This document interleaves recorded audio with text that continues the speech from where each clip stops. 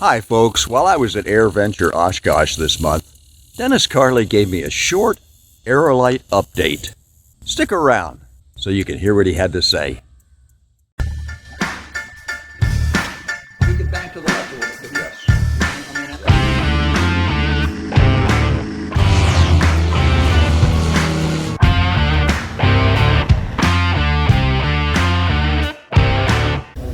Good morning, Wayne. We are at Oshkosh 2022.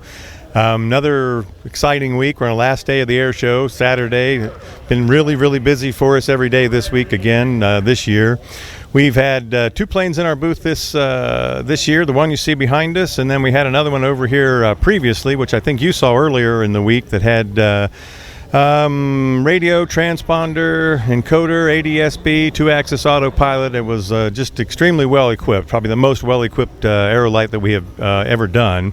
And also behind us over here is our 2-seat prototype, which is a mock-up of what we've been working on for a couple years. We brought that up here to AirVenture for 2022, and we hope to have that plane, the 2-seat version of the Aerolite, up here flying sometime next year during Oshkosh. Also, Wayne, if you need any more information about the Aerolite, either the single place or the 2-place version, or our electric powered Aerolite, our website's www.fly103.com. Surprise! And you thought I couldn't make short videos. Well, if you enjoyed this short video, hit the like button. Subscribe if you haven't, and as always, I appreciate your comments. Until next time, take care.